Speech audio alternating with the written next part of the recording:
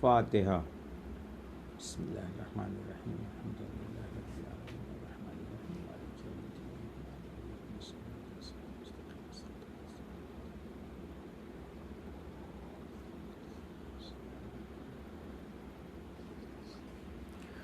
لا حول ولا قوة الا باللہ العلی العظیم۔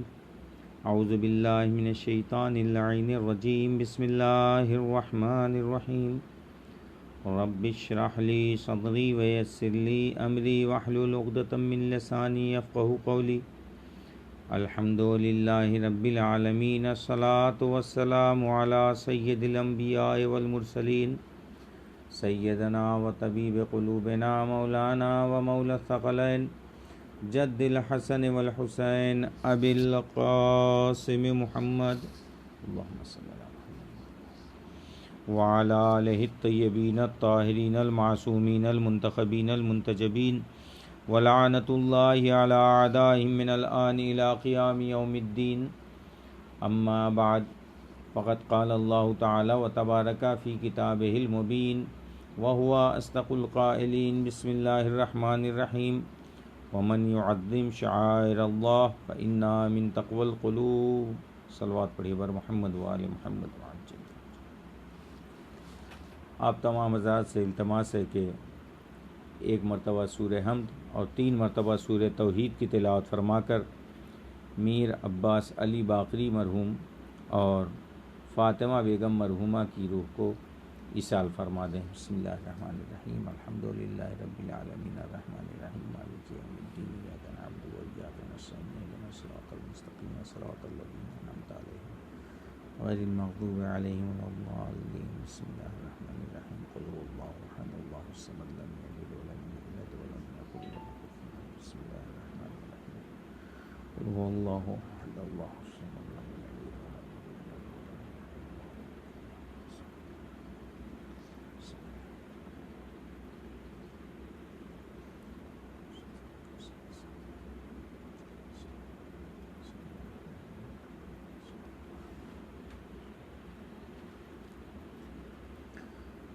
عزیزان گرامی، محترم سامعین کرام،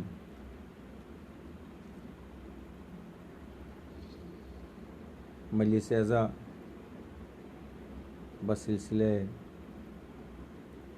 یوم انہدام جنت البقیع منعقد کی گئی ہے۔ میں شکر گزار ہوں مسجد حسین وجے واڑہ کے عہدیداران کا اور کمیٹی کے ممبران کا شکر گزار ہوں کہ جنہوں نے انہدام یوم البقیع، انہدام جنت البقیع کے موقع پر مجلس اعزا کا انعقاد کیا اور اس کے خطاب کرنے کا مجھے موقع دیا۔ جنت البقیع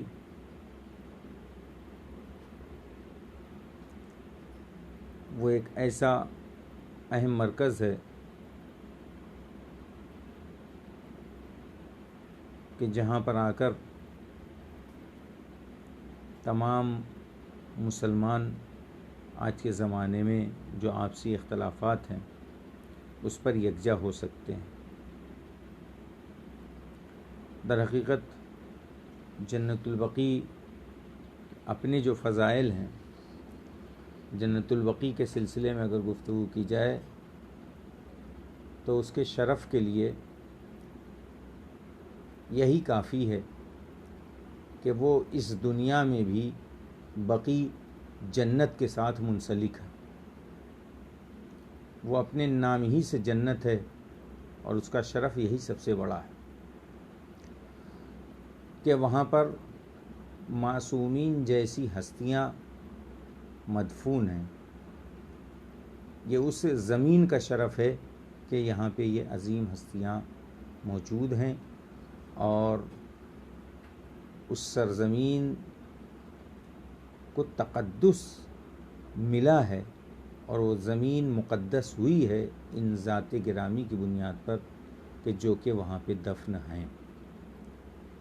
عزیزان گرامی، آیہ کریمہ میں نے جس کی تلاوت کی، جس میں ارشاد ہوا وَمَن يُعَظِّمْ شَعَائِرَ اللَّهِ فَإِنَّهَا مِن تَقْوَى الْقُلُوبِ، اسی کے ذیل میں چند باتیں عرض کرنا چاہتا ہوں اور ایک مختصر تاریخ آپ کے حوالے کرنا چاہتا ہوں جنت البقیع کی۔ در حقیقت اس آیہ کریمہ میں ارشاد رب العزت ہو رہا ہے جو اللہ کی نشانیوں کی تعظیم کرتا ہے تو یہ دل کی پرہیزگاری ہے۔ من یعظم شعائر اللہ، جو بھی اللہ کی نشانیوں کی، شعائر الہی کی تعظیم کرتا ہے تو یہ دل کی پرہیزگاری ہے۔ اس کا مطلب کہ جو بھی احترام کرے گا اللہ کی نشانیوں کی تو وہ اپنے دل کے تقوی کی، دل کے پرہیزگاری کی وہ گواہی دے گا۔ تو اس کا مطلب یہ ہوا کہ اللہ کی جو بھی نشانیاں ہیں، پروردگار کے اس حکم کے مطابق اس کا احترام واجب ہے۔ عزیزان گرامی، اگر فہرست دیکھا جائے کہ اللہ کی نشانیاں کیا کیا ہیں تو ظاہر سی بات ہے کہ اللہ کی نشانیوں کو طے کرنے کے لیے سب سے پہلے دیکھا جائے گا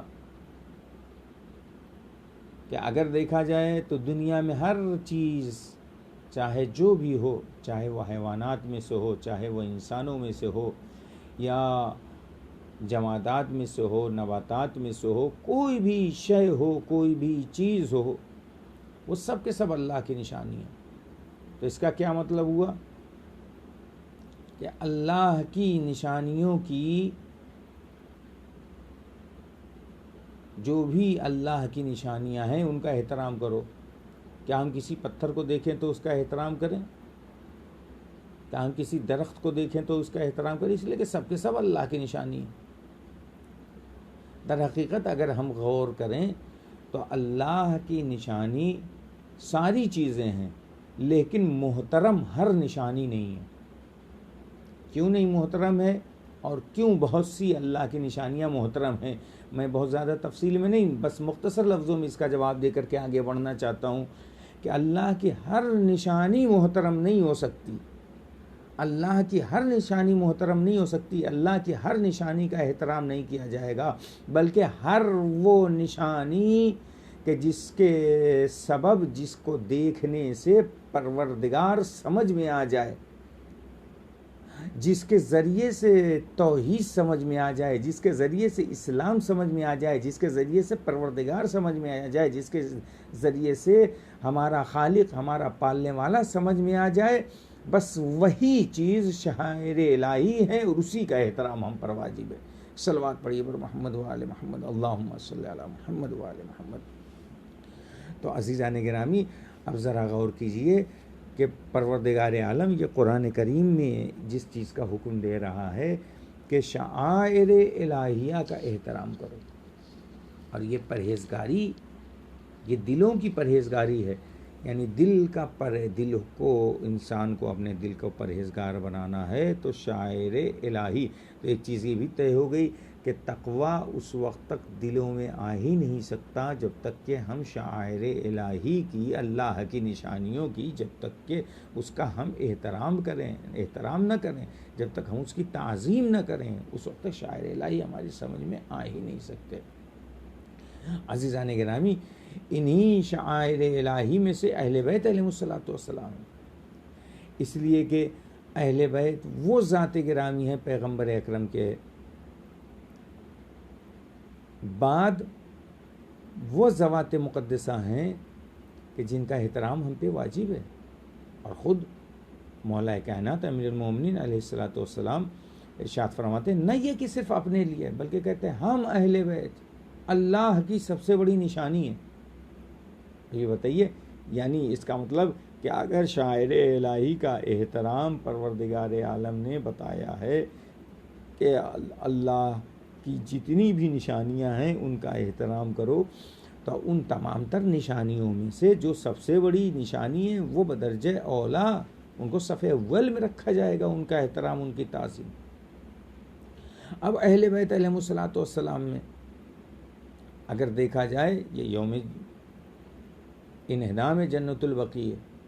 انہدام جنت البقیع کیسے ہوا؟ انہدام جنت البقیع کی اپنی ایک تاریخ ہے کہ جب آج موجودہ جس ملک کا نام کنگڈم آف سعودی عربیہ ہے، جسے سعودی عرب کے نام سے جانا جاتا ہے، پہلے اس کا نام حجاز تھا۔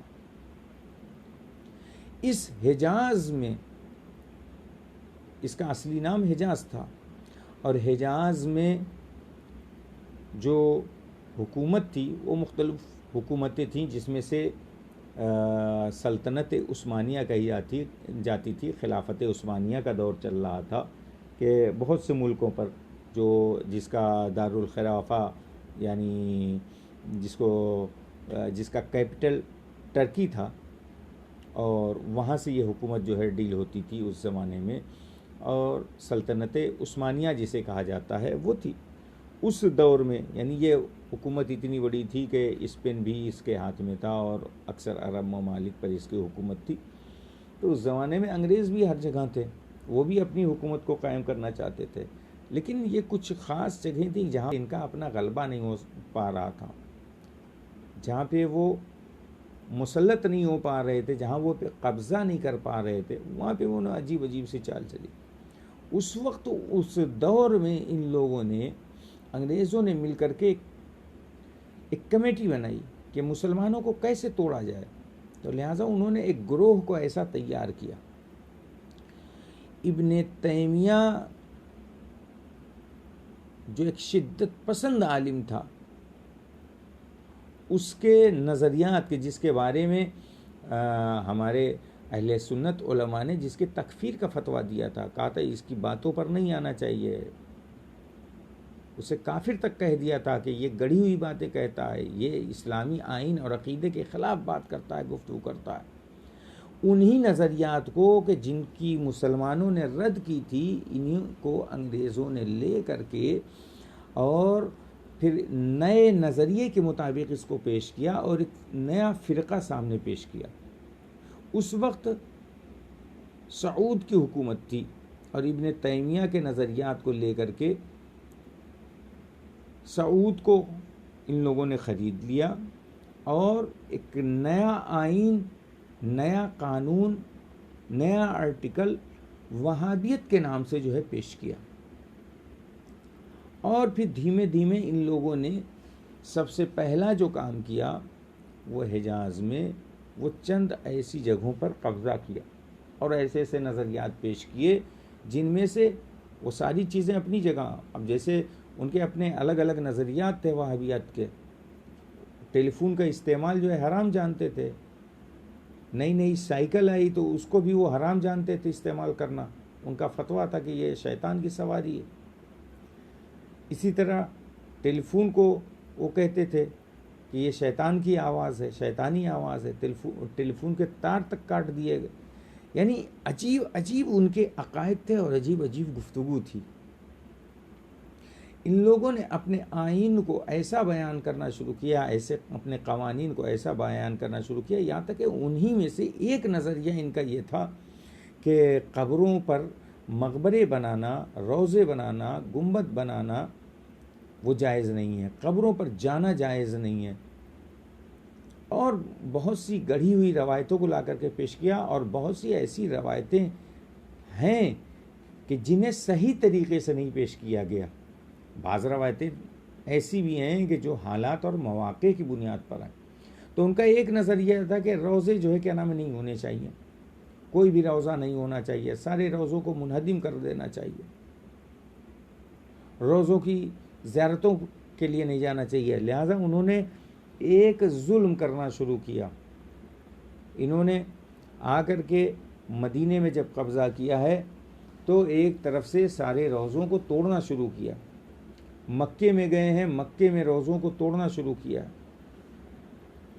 اور اسی طریقے سے بہت سی قبروں کو ان لوگوں نے منہدم کیا ہے. یہ صرف ہم لوگوں کے درمیان مشہور ہے کہ جنت البقیع کے روضہ کو توڑا ہے. نہیں، ابھی میں ایک مختصر طور پہ بتاتا ہوں کہ کس کی قبروں کو ان لوگوں نے توڑا ہے.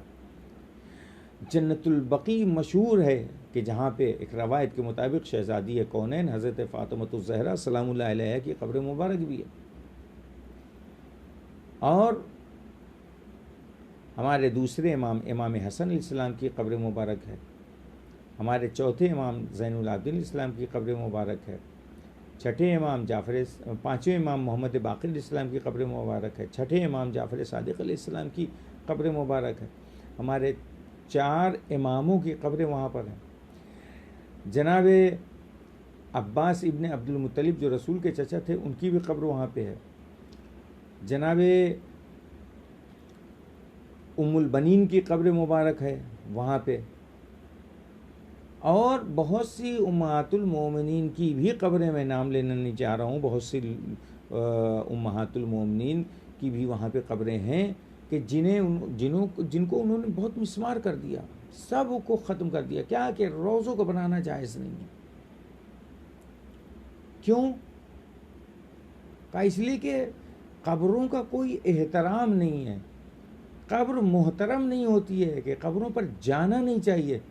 تو میں امت مسلمہ سے اور اس وہابیت سے ایک سوال کرنا چاہتا ہوں کہ اگر قبر پر جانا جائز نہیں ہے اور قبر محترم نہیں ہوتی تو پیغمبر اکرم کے پہلو میں دفن ہونے کی بڑے بڑے نامور لوگوں نے خواہش کیوں کی اور اپنے آپ کو پیغمبر کے پہلو میں دفن کیوں کروایا؟ کسی بھی جگہ پہ دفن ہو جاتے، لیکن یہ پیغمبر کے پہلو میں دفن ہونے کا اصرار یہ بتاتا ہے کہ قبریں محترم ہوتی ہیں، اور جو بھی انہیں محترم سمجھتا ہے وہ عقیدت کے ساتھ ان کی قبروں پر انہیں حاضر ہوں. بہت سی روایتیں ایسی ہیں کہ جن میں یہ روایتوں میں آیا ہے کہ قبروں پر جانا چاہیے. بالکل قبروں پر جانا چاہیے. روایت میں ہے کہ قبروں پر جانا چاہیے. یہاں تک کہ ماں باپ کی قبروں کے لیے روایتیں ہیں کہ ہر جمعے کو انسان کو قبر پر جانا چاہیے، وہاں پہ فاتحہ خوانی کرنی چاہیے، جا کے قرآن پڑھنا چاہیے. اس سے وہ مردے مسرور ہوتے ہیں. جبکہ وہابیت کا عقیدہ ہے کہ مر گئے ہیں، جبکہ اسلام کہہ رہا ہے کہ پیغمبر اسلام کہہ رہے ہیں کہ وہ خوشحال ہوتے ہیں، دعا دیتے ہیں. اور اسی طریقے سے اب یہ دیکھیے، یہ 24 اپریل یعنی 24 اپریل 1926 کا واقعہ ہے کہ جب ان لوگوں نے جنت البقیع کو منہدم کیا. اگر قرآن سے بھی ثابت کیا جائے تو قرآن سے بھی ثابت کیا جا سکتا ہے اس چیز کو کہ روزے بنانا جائز ہے. یہ وہابیت نے جو کچھ کیا ان لوگوں نے در حقیقت ابھی میں بیان کرنا چاہتا ہوں کہ آخر کیوں مٹانے کی کوشش کی گئی. 24 اپریل 1926 کو یا 1925 کو ان لوگوں نے جنت البقیع کے سارے روزوں کو، جبکہ اس کے پہلے بھی ایک حملہ کیا تھا ان لوگوں نے، وہ تقریباً 90 سال پہلے، اس کے پہلے کیا تھا، لیکن اس وقت یہ مکمل طور سے کامیاب نہیں ہوئے تھے، بلکہ تھوڑا بہت اس پہ نقصان پہنچا تھا روزوں کو. پھر بعد میں اسے تعمیر کرا لیا گیا تھا. ایران کا اس وقت کا وزیر اعظم تھا، اس نے جو ہے جا کر کے تعمیر کرایا تھا. اور اس کے بعد پھر یہ دوسرا اٹیک ہوا ہے جنت البقیع پر کہ جس پر ان لوگوں نے ان روزوں کو منہدم کیا اور اس کو بالکل ساری نشانیاں مٹا دیں. البتہ بعد میں کچھ لوگوں نے مل کر کے قبروں کے نشانات وغیرہ باقی رکھے، اور آج بھی ہمارے سامنے وہ 4 قبریں دکھائی دیتی ہیں کہ جو ہمارے 4 معصوم امام علیہ الصلوۃ والسلام کی ہیں، ان کی وہ قبر کی نشانی باقی رکھی گئی. یہاں تک کہ یہیں تک کا صرف ان کا ظلم نہیں ہے، مکہ مکرمہ میں گئے، انہوں نے جناب فاطمہ بنت اسد کی قبر مبارک کو بھی منہدم کیا. اگر قبریں محترم نہیں ہوتی تو یہی جناب فاطمہ بنت اسد سلام اللہ علیہ کی جب رحلت ہوئی تو جو منظر لوگوں نے جناب فاطمہ بنت اسد کے جنازے پہ دیکھا، کہیں بھی وہ منظر دیکھنے کو نہیں ملا. پیغمبر اکرم نے یہ کام کسی کے ساتھ نہیں کیا. اپنا لباس جناب فاطمہ بنت اسد کو دیا ہے کفن کے طور پر، یہاں تک کہ قبر مبارک کو بھی جناب فاطمہ بنت اسد کو قبر میں اتارنے کے پہلے خود رسول اکرم لیٹے ہیں قبر میں اور کچھ دعائیں پڑھی ہیں، اس کے بعد پھر قبر سے نکلے، اس کے بعد خود قبر میں جھک کر کے قبر میں لٹانے کے بعد جناب فاطمہ بنت اسد کو آپ نے تلقین کی ہے، تلقین کے جملے، یہاں تک کہ بعض لوگ پوچھتے ہیں، کہتے ہیں کہ یا رسول اللہ ہم نے کبھی ایسا نہیں دیکھا تھا، لوگوں نے صرف ایک آواز سنی، وہ آواز کیا تھی؟ رسول خدا نے کہا ابنک ابنک ابنک۔ جب بعد میں دفن کرنے کے بعد پیغمبر اکرم آئے تو بعض اصحاب نے سوال کیا یا نبی اللہ ایسا منظر کبھی نہیں دیکھا گیا تھا، فاطمہ بنت اسد کا انتقال ہوا، ان کی رحلت ہوئی، آپ نے اپنے لباس کا انہیں کفن پہنایا اور اس کے بعد جب ان کی رحلت ہو گئی قبر میں اتار کر کے آپ وہ کیا کہہ رہے تھے؟ ابنک ابنک ابنک، تمہارا بیٹا تمہارا بیٹا تمہارا بیٹا۔ تو نبی خدا نے مسکرا کر کے کہا کہ دیکھو جس وقت کسی کو دفن کر دیا جاتا ہے، دفن کرنے کے بعد منکر و نکیر سوال کرنے کے لیے آتے ہیں، دو فرشتے آتے ہیں، وہ سوال کرتے ہیں خدا کے بارے میں، توحید کے بارے میں، نبوت کے بارے میں سوال کرتے ہیں، امام کے بارے میں سوال کرتے ہیں، قیامت کے بارے میں سوال کرتے ہیں، تمام تر سوالات کیے جاتے ہیں۔ کہا جب میں وہاں پہ تھا اور میں جھکا ہوا تھا، میں سن رہا تھا کہ فرشتے آئے اور فاطمہ بنت اسد سے سوال کیا تمہارا پروردگار کون ہے؟ من ربک؟ تو انہوں نے جواب دے دیا ربی اللہ، میرا پروردگار میرا خدا ہے، اللہ ہے۔ من نبیک؟ سوال کیا تمہارا نبی کون ہے؟ تو فاطمہ بنت اسد نے جواب دیا نبی محمد صلی اللہ علیہ وآلہ وسلم، میرے نبی محمد صلی اللہ علیہ وآلہ وسلم ہے۔ اس کے بعد جب ان سے پوچھا من امامک، تمہارا امام کون ہے؟ اس وقت فاطمہ بنت اسد خاموش تھیں۔ اس وقت میں نے کہا، نبی فرماتے میں نے کہا ابنک ابنک ابنک، کہہ دو کہ میرا بیٹا، ابنی، کہہ دو کہ میرا بیٹا ہے، کہہ دو کہ میرا بیٹا ہے۔ نبی نے کہا کہہ دو تمہارا بیٹا تمہارا بیٹا تمہارا بیٹا۔ جناب فاطمہ بنت اسد نے کہا یہ قبر کے سوالات ہوتے ہیں۔ نبی نے اس قبر پر اتنے احترام کر کے، قبر کے اندر اتنے اہتمام کر کے دنیا کو یہ سمجھا دیا کہ قبریں لائق محترم ہوتی ہیں اس وقت کہ جب قبر میں کوئی محترم ہوتا ہے۔ صلوات پڑھیے پر محمد وآل محمد۔ لہذا عزیزان گرامی، اب ذرا دیکھیے ان لوگوں نے صرف وہیں تک یہ نہیں کیا کہ مدینے کی قبروں کو منہدم کیا ہو، مدینے کے روضوں کو منہدم کیا ہو، جناب ابو طالب کا روضہ منہدم کیا، مکے کے روضے سارے منہدم کیے، یہاں تک کہ پھر یہ بڑھتے بڑھتے ان لوگوں نے نجف اور کربلا کا بھی ارادہ کیا اور یہاں تک کہ کربلا معلی میں بھی گئے۔ اور کربلا معلی میں جو حملہ کیا گیا تھا، ان لوگوں نے جو حملہ کیا وہ دن تھا 18 ذی الحجہ کا۔ 18 ذی الحجہ شیعوں کے لیے ہم سب سمجھ سکتے ہیں کہ کیسا دن ہے، اس سے بافضیلت کوئی دن نہیں ہے۔ پیغمبر نے فرمایا افضل اعیاد امتی یوم خم، سب سے افضل عید میری امت کی جو ہے روزے عید غدیر ہے۔ اس دن جب کربلا پہ ان لوگوں نے وہابیوں نے حملہ کیا تو کربلا معلی کے اکثر شیعوں کا ہمیشہ یہ معمول رہا، ہمیشہ یہ دستور رہا کہ وہ نجف اشرف جایا کرتے تھے۔ آبادی کم تھی، یہ لوگ گھسے ہیں، تقریباً 1000 سے زیادہ لوگوں کو، 1000 سے زیادہ شیعوں کا قتل عام کیا ہے کربلا میں، اور روضہ امام حسین علیہ السلام میں یہ لوگ ٹوٹ پڑے ہیں۔ وہاں پر جو زیورات، جو سونے چاندی کے ہدایا و نذورات تھے، جو گفٹ تھے وہاں پہ کیے گئے، ان ساری چیزوں کو ان لوگوں نے لوٹ لیا اور لوٹنے کے بعد وہاں سے واپس چلے آئے۔ پھر کچھ دنوں کے بعد، لیکن جب یہاں پر چونکہ علماء کرام موجود تھے اور بہت سے لوگ موجود تھے، ان لوگوں نے فوری کام یہ کیا کہ لوگوں کے لیے جو ہے ہتھیار کا اہتمام کیا، ان کے لیے اسلحے کا انتظام کیا اور کربلا معلیٰ کے چاروں طرف راؤنڈ میں پورا گھیرا کروا دیا، اور اسے دیواریں جو ہے لمبی اونچی اونچی دیواریں جو ہے بنوا دی تاکہ کوئی اجنبی یہاں پر ایسے نہ آنے پائے۔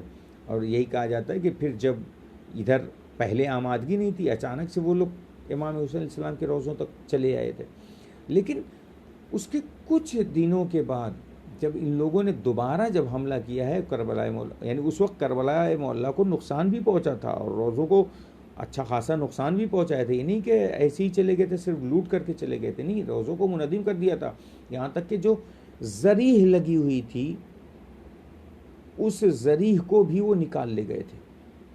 یعنی ایسا ظلم ہوا، صرف جنت البقیع پہ ظلم نہیں ہوا ہے، کربلا معلیٰ پہ بھی یہ ظلم ہوا ہے، کربلا معلیٰ کو بھی لوٹا ہے ان وہابیوں نے۔ اس کے بعد جو شیعہ تھے ان لوگوں نے مل کر کے پھر روضوں کی تعمیر کی ہے، لیکن دوبارہ جب ان لوگوں نے حملہ کیا ہے تو ادھر پوری تیاری تھی اور وہابیت ناکام ہو گئی، اور وہاں سے وہ نجف اشرف کی جانب چلے۔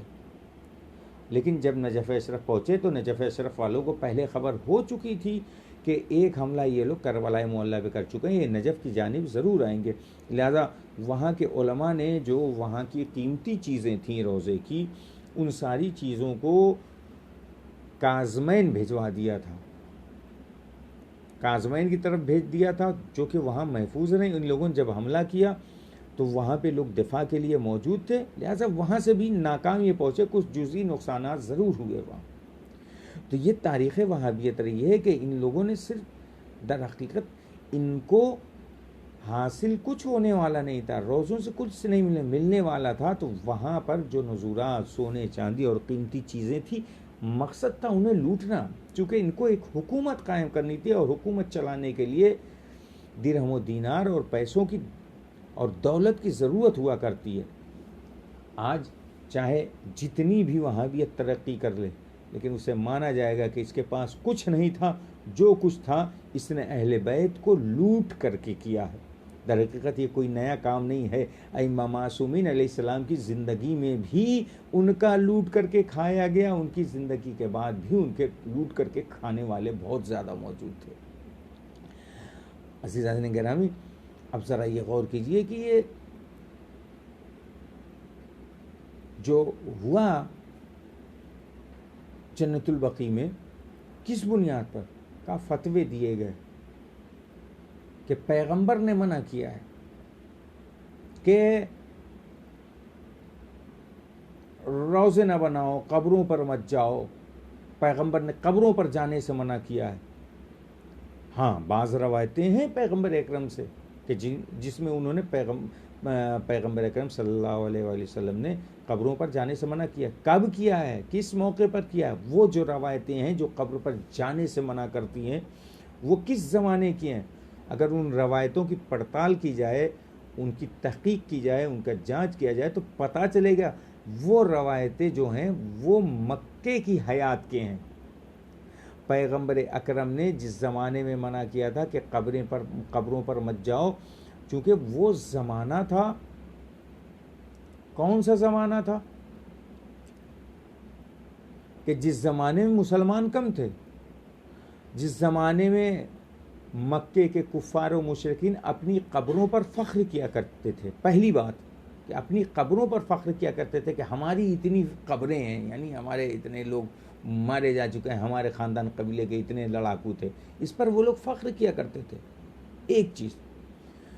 دوسری چیز جو پیغمبر نے منع کیا تھا کہ قبروں پر مت جاؤ، چونکہ لوگ نئے نئے مسلمان ہوئے تھے اور قبریں جو تھیں وہ کفار و مشرکین کی تھی، لہذا پیغمبر اکرم نے جو ان سے روایتیں ملتی ہیں پیغمبر سے کہ انہوں نے قبروں پر جانے سے منع کیا ہے، انہوں نے بالکل جانے سے منع کیا ہے، لیکن کفار و مشرکین کی قبروں پر جانے سے منع کیا ہے، اپنوں کی قبروں پر جانے سے منع نہیں کیا، اس لیے کہ یہ دو چار روایتیں ہیں کہ جس میں پیغمبر اکرم نے اپنے مکے کے زمانے میں پیغمبر نے قبروں پر جانے سے لوگوں کو منع کیا ہے، لیکن آپ کی مدنی زندگی دیکھا جائے جو مدینے میں زندگی گزاری ہے، اس میں بارہا لوگوں کو حکم دیا ہے کہ قبروں پر جاؤ، اور بعض روایتیں ملتی ہیں کہ جیسے خود شہدائے احد کی قبر پر جناب فاطمہ زہرا سلام اللہ علیہا جایا کرتی تھی، خود پیغمبر اکرم صلی اللہ علیہ وآلہ وسلم جایا کرتے تھے، اور جا کر کے وہاں پہ راز و نیاز کیا کرتے تھے، اور یہاں تک کہ لوگوں کو آداب بتایا کہ ایسے ہی مت چلے جایا کرو، بلکہ قبروں میں جایا کرو، اور جا کر کے کہا کرو السلام علیکم یا اہل القبور۔ یہاں تک کہ پیغمبر اکرم حضرت محمد مصطفیٰ صلی اللہ علیہ وسلم اگر قبروں پر جانا جائز نہیں ہے تو خود آپ کی حیات کا ایک واقعہ ملتا ہے کہ پیغمبر اکرم کے زمانے میں ایک شخص ہے، اور وہ جاتا ہے اور جا کر کے کہتا ہے کہ یا نبی اللہ، میں نے اپنی ماں کی شان میں بہت گستاخیاں کی ہیں، خدا مجھے معاف کرے گا کہ نہیں معاف کرے گا؟ یہاں تک کہ پیغمبر کہتے ہیں کہ جا اپنی ماں سے معافی مانگ لے، خدا تجھے معاف کر دے گا۔ کہا میری ماں مر چکی ہے، کہا کہ جا اور ماں کی قبر پہ بیٹھ کر کے معافی مانگ، خدا رحمان ہے، رحیم ہے، غفار ہے، غفور ہے، وہ اپنے کرم کے ذریعے تجھے معاف کر سکتا ہے۔ لیکن ایک دفعہ اس نے گردن کو جھکا لیا اور جھکا کر کہتا ہے یا نبی اللہ، مجھے یہ بھی نہیں پتا کہ میری ماں کی قبر کہاں ہے۔ ایک دفعہ نبی نے کہا واہ ہو تجھ پر، تو اتنا بدبخت ہے کہ تجھے یہ بھی نہیں پتا کہ تیری ماں کی قبر کہاں ہے؟ تو کہا پھر میرا کیا ہوگا؟ اس شخص نے کہا، ایک دفعہ نبی نے کہا کہ تجھے ماں کی قبر بھی نہیں پتا ہے، جا قبرستان میں بیٹھ جا اور بیٹھ کر کے ایک جگہ قبر کا نشان بنا، اور اسے اپنی ماں کی قبر سمجھ کر کے اس قبر سے، یعنی اس قبر پہ بیٹھ کر کے جو تو نے قبر کا نشان بنایا وہیں پر اپنی ماں سے جو ہے معافی مانگ، خدا تجھے معاف کر سکتا ہے۔ اس واقعے سے آپ نے کچھ پتہ لگا؟ پہلی بات جو اس نے کہی کہ ماں کا انتقال ہو چکا ہے، تو نبی نے کہا کہ اس کی قبر پر جاؤ، تو اس کا مطلب یہ ہے کہ نبی نے قبر سے منع نہیں کیا ہے، کہا ہے کہ قبر پہ جانے کی اجازت دی ہے، اور نبی نے روکا نہیں، بلکہ خود کہتے کہ میں نبی خدا ہوں، میں رحمت للعالمین، میں تیرے لیے مغفرت کرتا ہوں، تو توبہ کر، میں خدا کی بارگاہ میں سفارش کرتا ہوں، خدا تجھے معاف کر دے گا۔ لیکن نبی نے ایسا نہیں کہا، بلکہ کہا کہ قبر پر جا۔ ایک جواز یہ ہے قبر پر جانے کا۔ دوسری چیز، جب اس نے کہا مجھے اپنی ماں کی قبر کا پتہ ہی نہیں ہے، تو نبی نے کہا کہ جا قبرستان میں قبر اپنے ایک نشان کھینچ، ایک نشانی بنا، قبر کی نشانی بنا، یا دوسرے لفظوں میں یوں کہوں شبیہ قبر بنا، یا یوں کہوں کہ قبر کی شبیہ بنا۔ تو اب آپ کو پتہ چلا نبی نے قبر بھی بنانے کی، قبر پر جانے کی بھی اجازت دی ہے، اور قبروں کی شبیہ بھی بنانے کی اجازت دی ہے، لہذا قبروں کی شبیہیں بھی بنانا جائز ہے۔ تو اب جنت البقیع کے جو روضے تھے وہ شبیہ تھے، کس چیز کی تھے شبیہ؟ وہ روضے تھے، شبیہ نہیں تھے، قبریں ہی نہیں تھیں۔ وہ صرف اور صرف قبر نہیں تھی، بلکہ اللہ کی نشانی تھی کہ جنہیں دیکھ کر کے پروردگار یاد آتا ہے۔ اہل بیت وہ ذات گرامی ہیں کہ جنہیں دیکھ کر کے پروردگار یاد آتا ہے۔ آپ دنیا میں کسی کی بھی عبادت کو دیکھ لیں، سارے مسلمانوں کو اکٹھا کر کے دیکھ لیا جائے اور سب کی عبادتوں کو دیکھ لیا جائے، سب کی عبادتیں اپنی جگہ، لیکن اہل بیت علیہ الصلوۃ والسلام کی عبادت اپنی جگہ۔ اہل بیت علیہ الصلوۃ والسلام وہ ذات ہیں، وہ ہستی ہیں کہ جن کو دیکھیے تو پروردگار یاد آتا ہے۔ بہت سے واقعات ایسے بھرے پڑے ہیں، لیکن ان کا ابھی بیان کرنے کا وقت نہیں ہے۔ میں آپ لوگوں سے کہنا چاہتا ہوں کہ یہ جنت البقیع کا جب بھی یہ دن آئے، انہدام جنت البقیع کا دن، احتجاج بیان کیجئے۔ ہم لوگ اس سال ایک وبا، ایک بیماری، کورونا جیسی بیماری میں مبتلا ہیں، لوگ، مومنین، انسان، تمام دنیا کے لوگ مبتلا ہیں۔ ان کے لیے خداوند متعال کی بارگاہ میں دعا کریں، خدا جل جلالہ اس وبا اور اس بیماری کو نیست و نابود فرمائے اور اس بیماری کو ختم فرما۔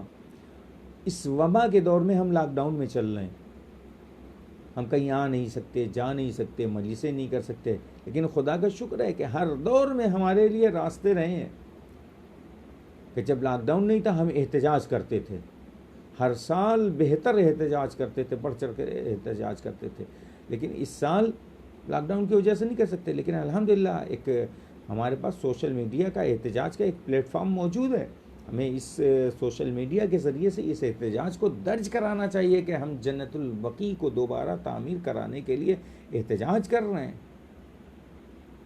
اگر سعودی حکومتی سے نہیں بنوا سکتی تو ہمیں بنوانے کا موقع دیا جائے، ہم خود اسے بنوائیں گے، تمام ملت تشیع مل کر کے اسے بنائے گی۔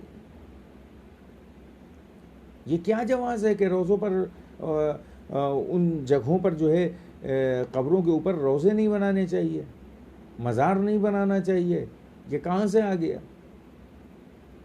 کہاں سے بدعت ہو گیا؟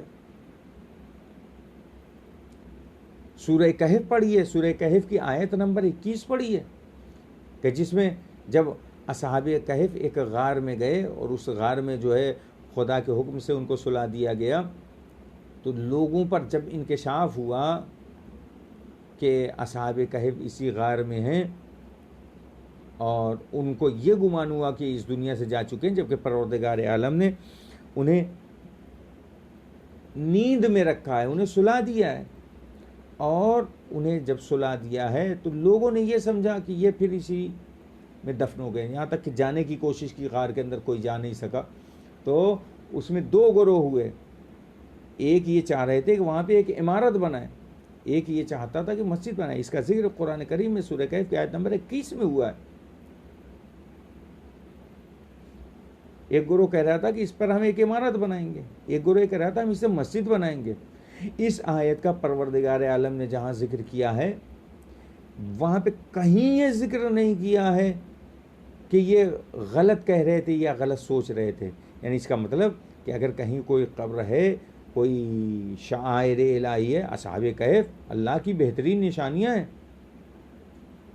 خود سورہ کہف کی ابتدائی آیت پڑھی ہے، اس میں خود خداوند کریم نے اس کا ذکر کیا ہے کہ اصحاب کہف یہ اللہ کی نشانیاں ہیں۔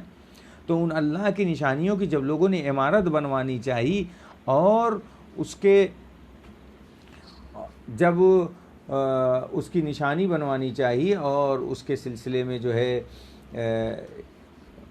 ان لوگوں نے عمارت، اور یا ایک گروہ یہ کہہ رہا تھا کہ ہم مسجد بنوانا چاہتے ہیں، اللہ نے نہیں کیا ہے، وہاں پہ اللہ نے وہاں پہ منع نہیں کیا ہے، بلکہ ان لوگوں کے حوصلوں کو پروردگار عالم نے بیان کر کے یہ بتا دیا کہ روزوں کو بنانا جائز ہے، مزارات کا بنانا جائز ہے۔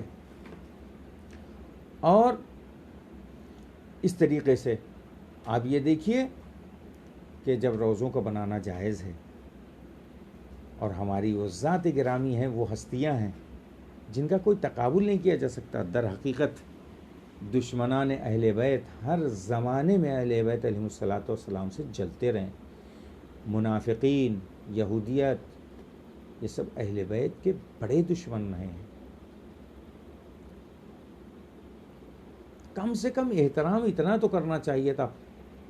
در حقیقت جنت البقیع میں جو انہدام ہوا، جو روزے گرائے گئے معصومین علیہ الصلوۃ والسلام کے، شہزادی حضرت فاطمۃ الزہرا سلام اللہ علیہا کے جو روزہ گرایا گیا اور جو ائمہ معصومین اسلام کا روزہ گرایا گیا، یہ ہمت کہاں سے پیدا ہوئی؟ یہ لوگوں میں، وہابیوں میں جرأت کہاں سے پیدا ہوئی کہ یہ روزے ڈھا دیے جائیں، روزے گرا دیے جائیں؟ در حقیقت جو یہ جرأت پیدا ہوئی، اگر کل اس دروازے پر، جس دروازے پر پیغمبر اکرم کھڑے ہو کر کے اور سلام کیا کرتے تھے اور کہا کرتے تھے السلام علیکم یا اہل بیت النبوہ، اے اہل بیت نبوت آپ پر سلام ہو، جس دروازے پر نبی جا کر کے سلام کیا کرتے تھے، اگر اس دروازے پر منافقوں نے اور مسلمانوں نے آگ اور لکڑی رکھ کر کے جلانے کی جرأت نہ کی ہوتی تو برسوں کے بعد، صدیوں بعد کسی میں یہ ہمت بھی اور جرأت پیدا نہ ہوتی کہ ان روزوں کو ڈھا سکتا۔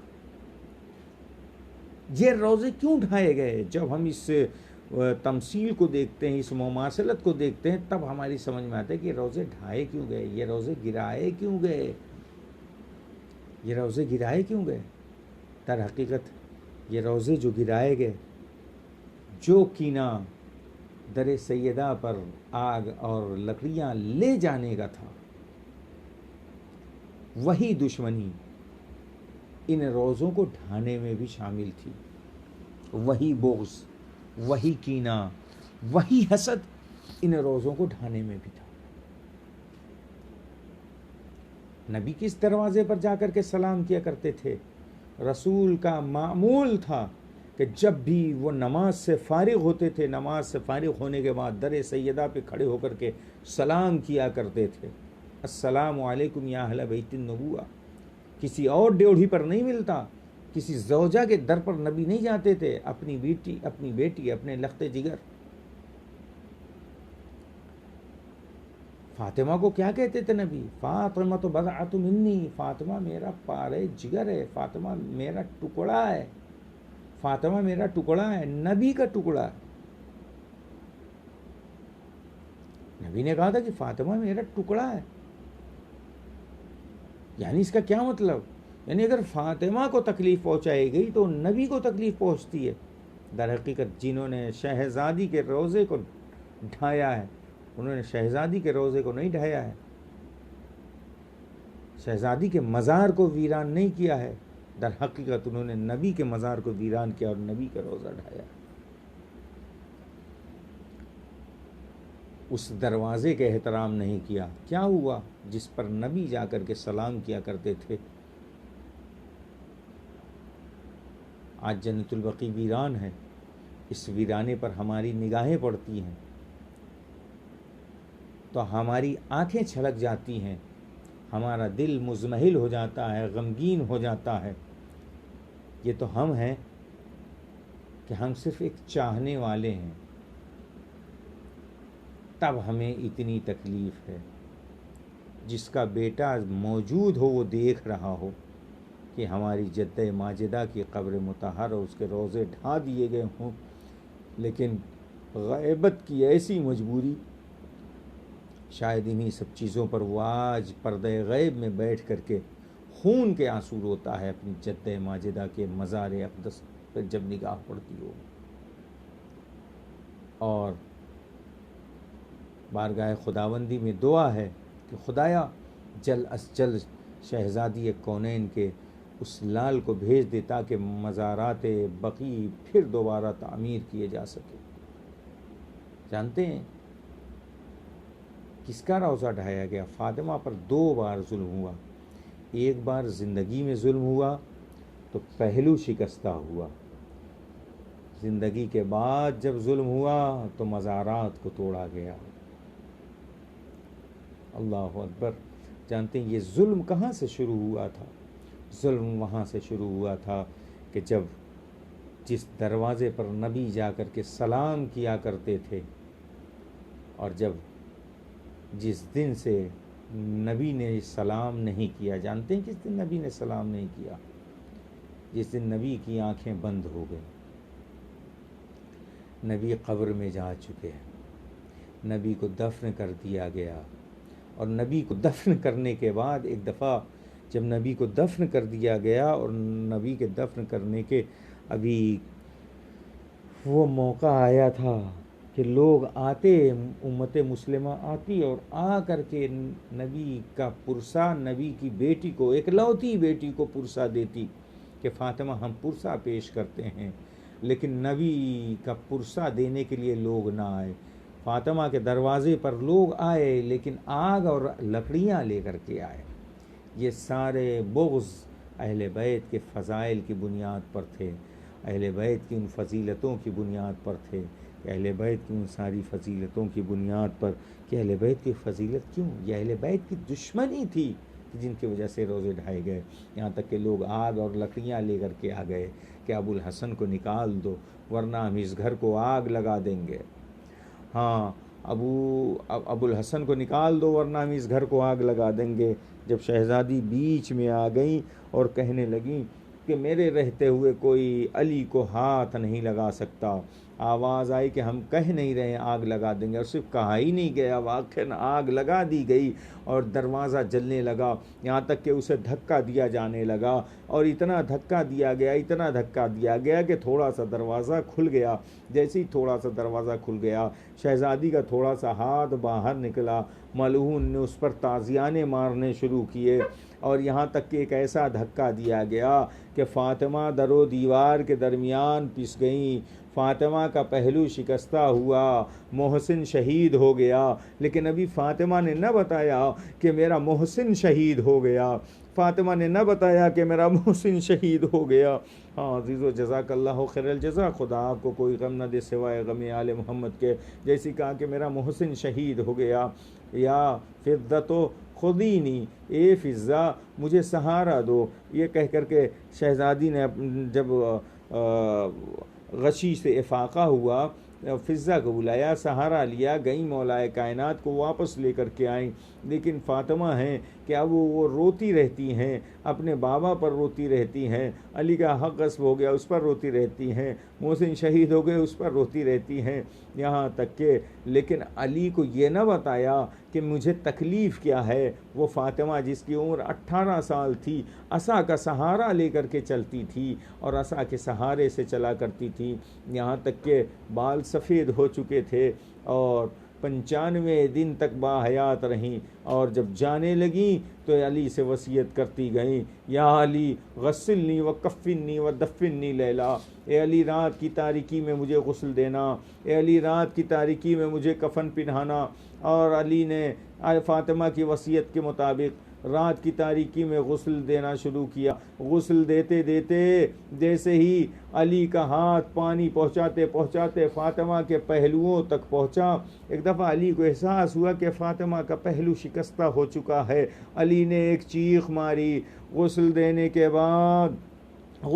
کے بعد ام سلمہ نے آپ سے سوال کیا کہ اے علی، اسما نے آپ سے سوال کیا، اے علی، میں نے جو چیخ سنی وہ آخر چیخ کس لیے تھی؟ آپ غسل دیتے جا رہے تھے، غسل دیتے دیتے اچانک آپ نے ایک چیخ ماری، کہا اے اسما، 95 دن تک فاطمہ باحیات رہیں، لیکن ایک ظلم فاطمہ پہ ایسا ہوا تھا کہ مجھ علی سے بھی نہ بتایا۔ کہا وہ ظلم کیا ہوا؟ کہا جو جلتا ہوا دروازہ گرا تھا، در و دیوار کے درمیان فاطمہ آ گئی تھیں، فاطمہ کا پہلو شکستہ ہو گیا، اپنا غم مجھ علی سے بھی نہ بتایا۔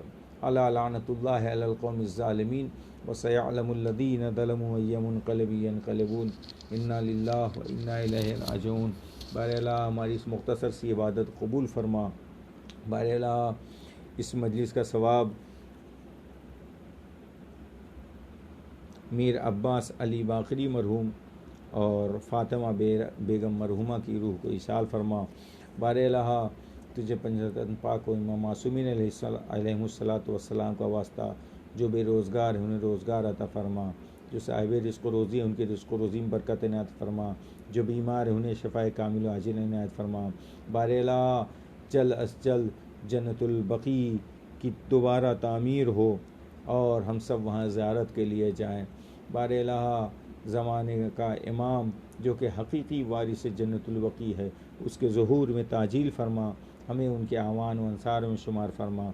1 مرتبہ سورہ حمد اور 3 مرتبہ سورہ توحید کی تلاوت فرما کر میر عباس علی باقری مرحوم اور فاطمہ بیگم مرحومہ کی روح کو ایصال فرما دیں۔ بسم اللہ۔